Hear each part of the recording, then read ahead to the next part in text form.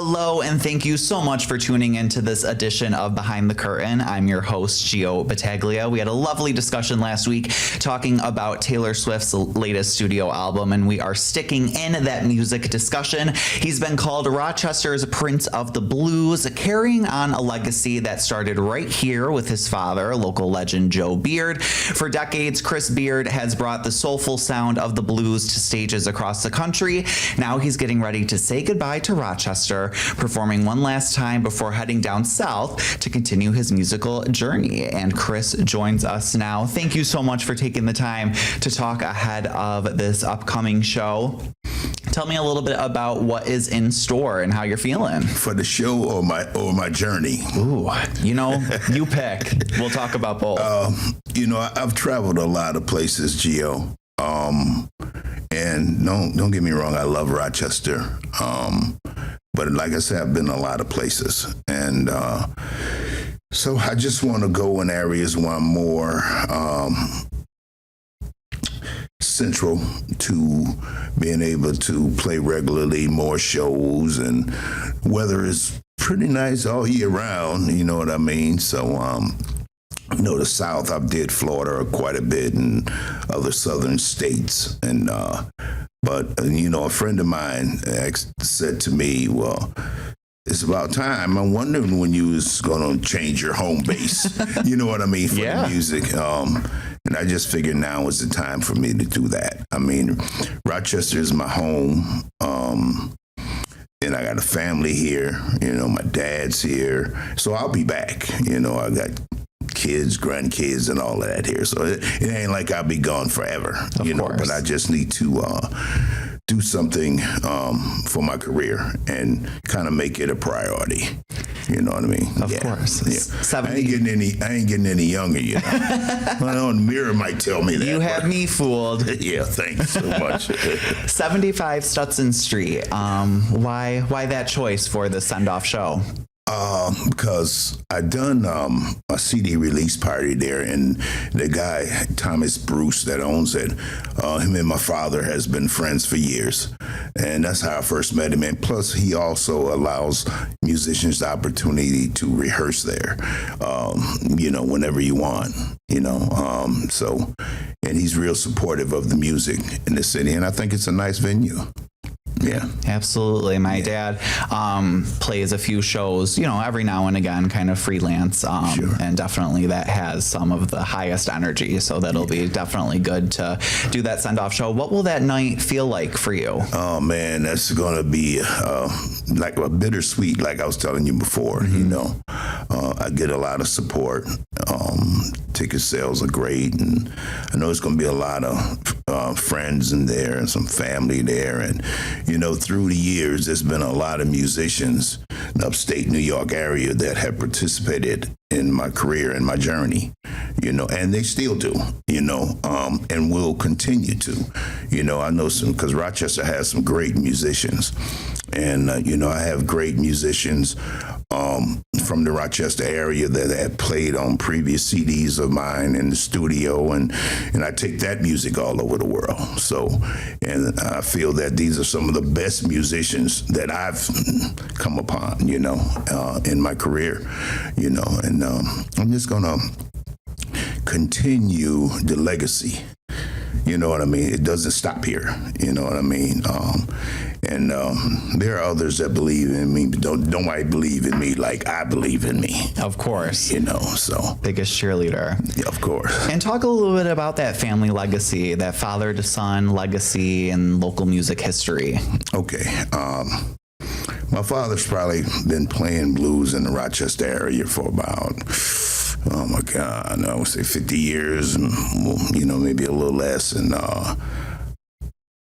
he's been inspiration for a lot of musicians here in the city, and I grew up in the house of the blues, I like to call it.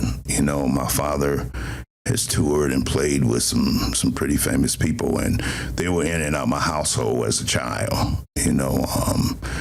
My father grew up in Mississippi along with B.B. King, and B.B. King used to date my aunt, and then he toured and then opened up with Buddy Guy and Junior Wells, and those people came here, and whenever they came to the state, my dad was and they was in our household.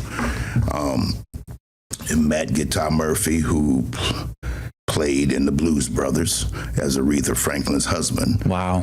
Him and my dad like brothers. They were, so our families were close. And I just, I have some stories just with growing up as a kid and them showing me stuff on the guitar. And, when I was 5, I played my first song, Green Onions by Booker T and the MGs. And I grew up in the Rochester area, playing a lot of R&B and soul and stuff like that. But the blues was always a part of my root. And the thing in that it's really important to me, it doesn't happen often, is that the young people understand where the blues came from and that the blues is the beginning of it all. For sure. You know what I mean? You'll hear people say, blues, I don't like the blues. Well, they don't know really what the blues is, because blues is a wide range of music. Like, for what I do, it's so different from what my dad does. Right. My dad is more traditional, 1-4-5 progression, stuff like that. Mine has an R&B feel, and, for me, a lot of guitar, because that's what I play, But, and the thing about the blues, it's a song out now that Buddy Guy's doing. Is called The Blues. The blues makes everything all right. You might be feeling down, hear the blues, but when you put a blues song on, that blues will make you feel all right. Yeah. You know what I mean? So, and it's like, today, if we look at today's blues versus what Muddy Waters and B.B. King and all of them had, today's a different day. And the things that are going on in our world today is the blues. Mm-hmm. Yeah. You know what I mean? Mm-hmm. It's bad times and all of that, because the blues is basically, there's some good blues, some happy blues, some bad blues, but there's, I ain't got no money blues, I ain't got no job blues and all of that, and those things are happening now. It's just a different time, but it's still the blues. Yeah. You know what I mean? Mm-hmm. And for me as an artist, man, bad relationship, I might write 2 or 3 songs out of bad relationship, because they're my feelings, and it's coming from my heart, and I do believe that songs that come from your heart they're projected better, and I sing with more feeling. Absolutely. You know what I mean? And people, and the thing is that writing a song and singing a song, it's about doing something that people can relate to. They hear that song and they get the feeling, yep, that happened to me. You know what I mean? Yeah, that's what she did to me. But see, it ain't always about what a woman did either. You know what I mean? Maybe years ago it was like that, but it's, it's life. Yes. Yeah. Music is life, man. With so many options, how do you even begin to think of the set that you're going to put together for the show? I have 6 CDs out. I'm working on the 7th one. And I have so much music that, I'm gonna do practically everything, almost everything that I've ever done. I ain't gonna do none of my latest stuff because I ain't ready for people to hear it yet. Right. But yeah, it's gonna be quite a bit, and a lot of my fans have their favorites, and I'm gonna be doing those songs. And who knows what I might do that night? I might create something on the stage at the moment. It depends on how I feel. Yeah. That night. You know what I mean? Yeah. What a kind of inspiration I get. That's perfect. Yeah. Read the energy that's in the room, and it'll resonate the most. Yeah. Looking ahead into the future, talk about your headspace and songwriting now. You have this big move leaving Rochester. Is that influencing your work at all? And What are those sessions? Well, I'm writing a song now. I'm just going to share a little bit with you. It's the beginning lyrics is like born in the chaos of New York's heartbeat. I was raised in Rochester, and then later on I go. Because I'm gonna skip some words because I don't want to tell you the song. Of course. But then one of the next verses is like, "Down south is calling." You know what I mean? Yeah. Yeah, because it's calling me. You know what I mean? So that's part of the song. So yeah.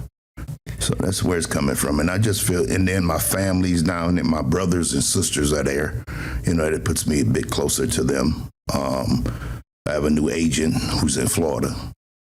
You know what I mean? And the opportunity to, I got North Carolina, South Carolina, Virginia, Tennessee, and all of that. Then I come back and go to Georgia and Florida, just so much. And then I got some overseas stuff coming up next year. So it's just time for me to get out there. And to be honest with you, I took care of my mother for about 8 years. And so I kind of bagged up from playing the music and touring a lot because she needed me. Of course. So I did that. I did that. I look at it as that was an assignment that God gave me. It's a good perspective to have on it. Yeah, and I think I fulfilled my assignment. Yes, I do. Yeah. In talking about inspirations and legacy, I know that immediate connection is to go to your father, but you mentioned a bunch of names who have also influenced you throughout the decades. Yeah, my dad was my first influence. And then, me being a guitar player, I was inspired, man, by Luther Allison, Albert King, B.B. King, Stevie Ray Vaughan, but mostly, like if someone asks me, if a young man, a person would ask me, okay, I want to learn to play the blues, I want to learn to play the guitar, who do you suggest I listen to?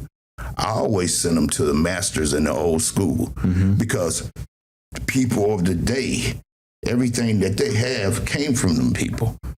You know what I mean? B.B. King had the thing where he shakes his hand and that makes the fretboard, the string just shake and gives it that tone that he has. And Albert Collins had a certain tone that he had, which was totally unique. You know what I mean? So these are the people where it all began.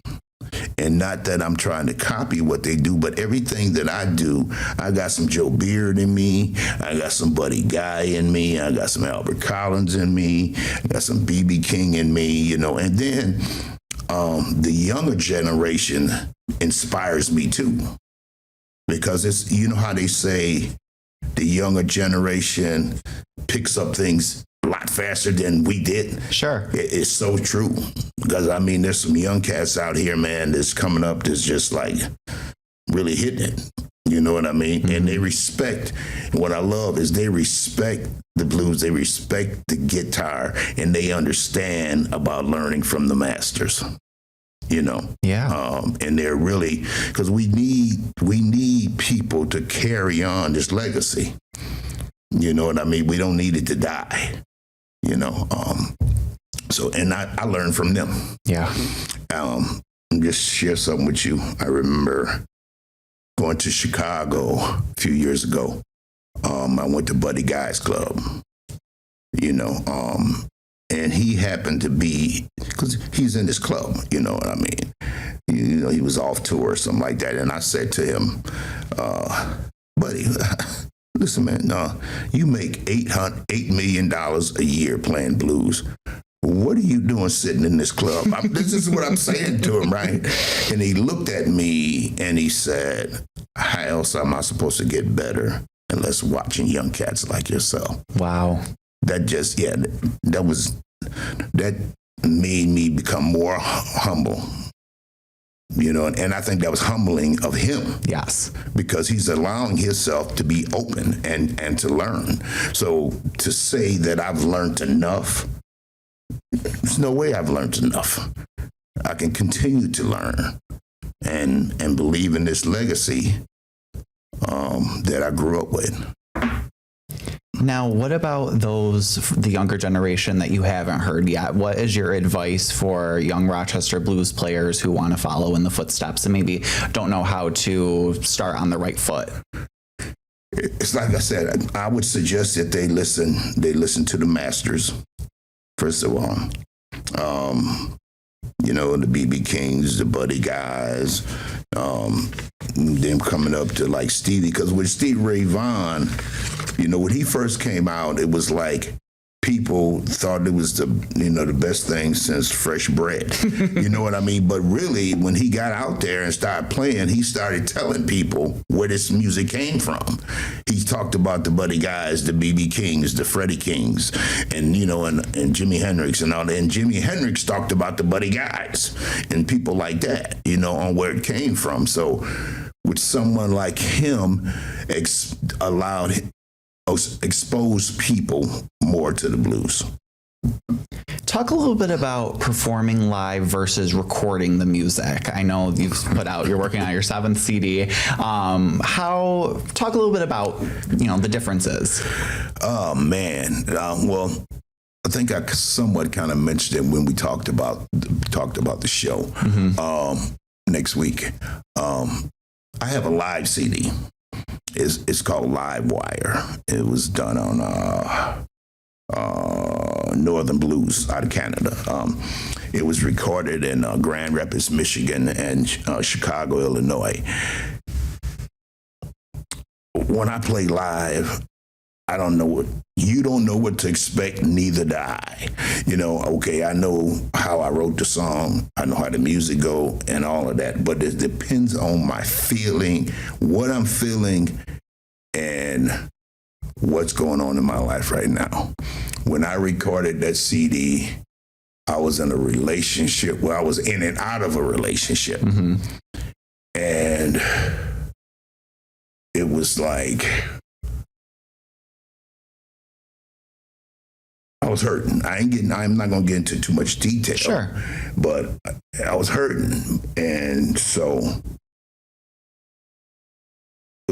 so when I got to Chicago and I started playing, and then sometimes I like to record my shows so I can hear back on what I've done. And then it's like, I'll listen to it and it's like, depending on my excitement and what I'm feeling, I'll be like, damn, is that me? You know what I mean?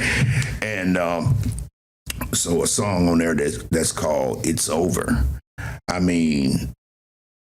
The person that I was with when I got back home, because we left angry. Sure. So by the time when I got back home, they said to me, oh, well, how was your show? And this and that.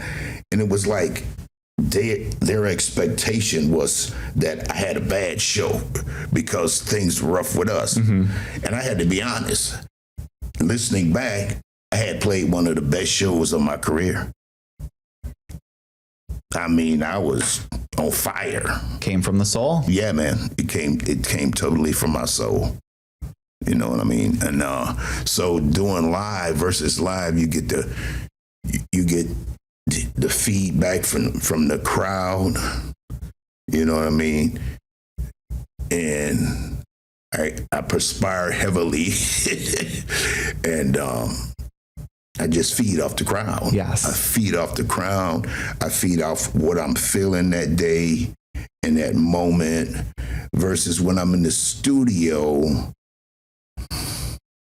When I'm in the studio, I'm inspired, but also it's a different feeling, but I try to put myself in the studio. I try to put myself in that fiery mood so that when it comes across to the listener, they can feel me. Yeah. You know what I mean? Yeah. They can feel me because it's all about, because if I don't feel it, you can't feel it. Exactly. You know what I mean? So, yeah, it's something that Matt Guitar Murphy told me years ago. he was at our house, and he was staying all night at my dad's house because he was in town playing. And he said to me, well, first of all, when I came into the room where he was sleeping at, he had his guitar laying across him, and he fell asleep with his guitar. so I'm like, oh, so Uncle Matt, why are you go to sleep with your guitar? And he says to me, well, son, I was playing the guitar, but just remember that your guitar becomes an extension of your body, and it does. So when I'm playing, especially live, what I'm feeling is coming through my hands. You know what I mean? Because I may do some stuff that I never done before. That's why it's important for me to record it. Yeah. Because it may be real good that I might forget what I did. Yeah. What did I do? Just so lost in it. Yeah, man. So, and also with that, speaking of studio versus live or together, is that when I record a song, I may record this particular song with this guitar. I may record a particular song with this guitar. I try to use the same guitar that I recorded the song with on the live show. Okay. So that it sounds like the record or better. All right. So I get that same tone and all of that. That's what's important to me. Yeah. Yeah. I know you said that you're going to try to do a bunch of the favorites and as much music as you can, but is there one song that gets the biggest reaction from the audience more than others that you can note? Oh boy. Well, I just want to, this amazes me. Well, that song that gets a lot of rise out of the audience is the one I did on my second CD, is 10 Toes Up and 10 Toes Down. Mm-hmm. I know you don't have no idea what that is. But anyway, I get a lot of attention out of that. But my very first CD, a friend of mine told me a few years ago, Chris, your song All Night Long has been rated one of the top blues songs of all time. And I'm like, no, man, you kidding me, But I looked, and it was. And with saying that, what I need to say is that first CD is still paying good royalties today. Nice. Today. It's paying more than, I ain't saying more, but it's on some of my other CDs. Yeah. It's the songs on it. That one song, All Night Long, that my friend spoke to me about, man, it's a simplistic song, though. The groove is just real simple, it's just real simple, and that's why I couldn't understand it, but I guess the words that I'm singing and the feeling that I'm putting out there from the playing is what gets people. Mm-hmm. Every time I go someplace, play All Night Long. It's like, okay. It's always the ones you least expect. Right.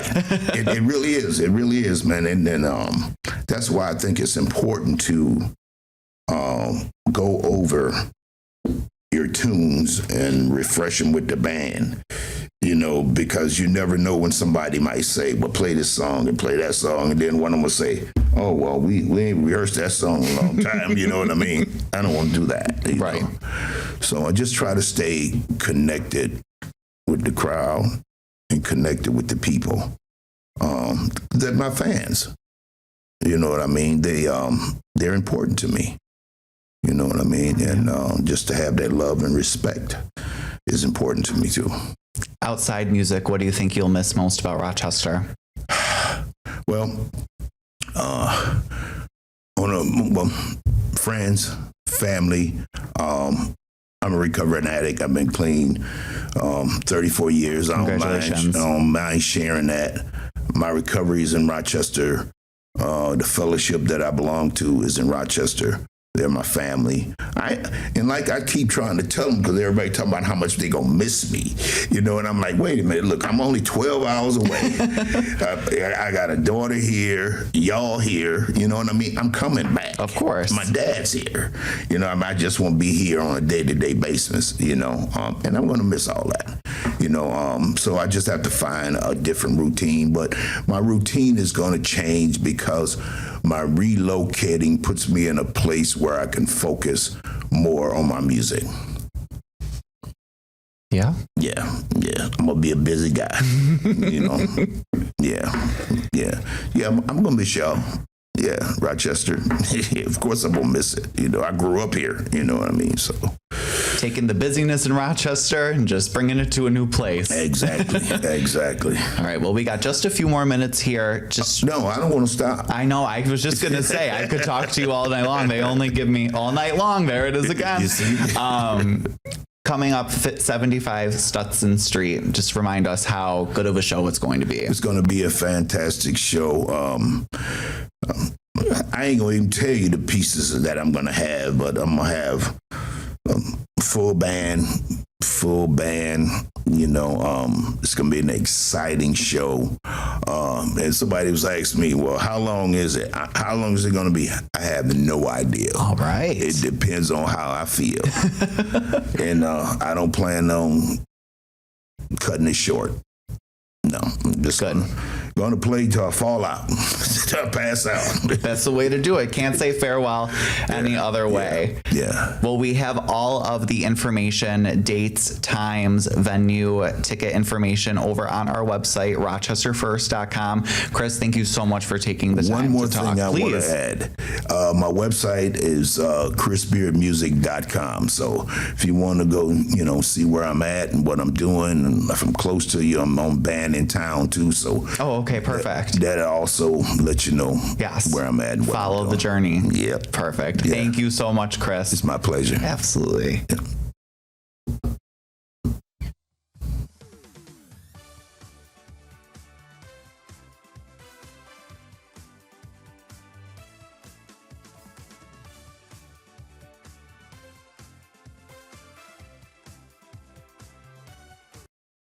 Get the Rochester First streaming app today for everything you love from News 8 On Demand, plus exclusive shows you won't see anywhere else. Search ROC and download for free on Roku, Amazon Fire, and Apple TV.